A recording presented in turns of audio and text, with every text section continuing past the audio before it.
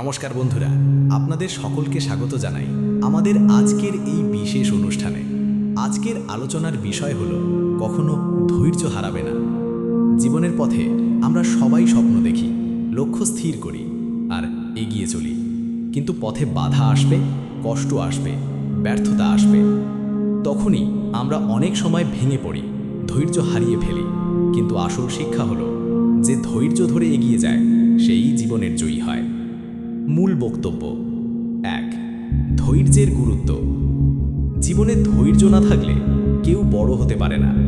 গাছের বীজ যেমন একদিনে গাছ হয়ে যায় না, তেমনি আমাদের স্বপ্নও একদিনে পূর্ণ হয় না। ধৈর্য হচ্ছে এমন এক শক্তি যা মানুষকে শক্তপোক্ত করে তোলে।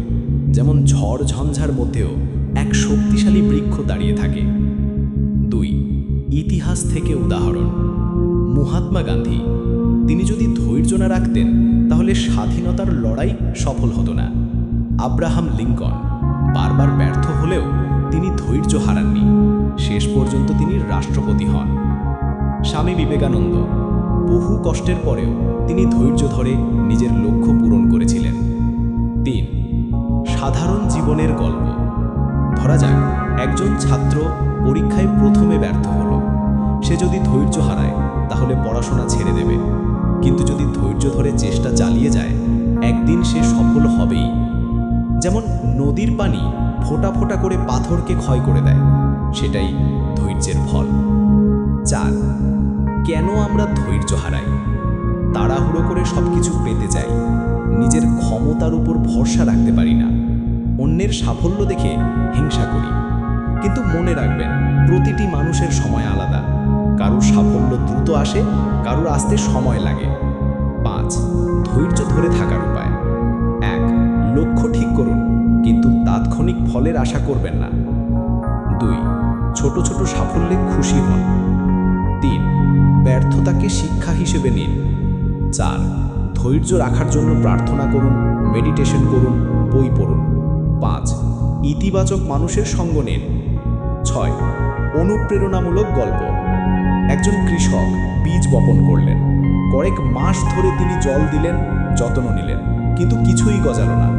প্রতিবেশীটা হাসাহাসি করল, কিন্তু কৃষক ধৈর্য হারালেন না। কয়েক মাস পর সেই বীজ থেকে চারা ফুটল, আর কয়েক বছরের মধ্যে বিশাল বাঁশ গাছ দাঁড়িয়ে গেল। এই গল্প থেকে শিক্ষা, ফল একদিনে আসে না, ধৈর্য ধরে থাকতে হয়। 7, জীবনে প্রয়োগ। পরীক্ষার প্রস্তুতিতে ধৈর্য, ব্যবসায় ধৈর্য, সম্পর্ক বজায় রাখতে ধৈর্য, অসুখ সারাতে ধৈর্য। ধৈর্যই মানুষকে সফলতার দিকে নিয়ে যায়। বন্ধুরা, মনে রাখবেন, ধৈর্যই হলো সফলতার আসল চাবিকাঠি। কখনো ধৈর্য হারাবেন না, প্রতিদিন একটুখানি এগিয়ে যান। ধীরে ধীরে একদিন আপনার স্বপ্ন পূরণ হবেই। যদি এই আলোচনাটি ভালো লেগে থাকে তবে আমাদের চ্যানেলটিকে অবশ্যই সাবস্ক্রাইব করুন, ভিডিওটি লাইক করুন এবং বন্ধুদের সঙ্গে শেয়ার করুন। চলুন আমরা সবাই মিলে একটা প্রতিজ্ঞা করি, যে কোনো পরিস্থিতিতেই আমরা ধৈর্য হারাবো না। ধন্যবাদ।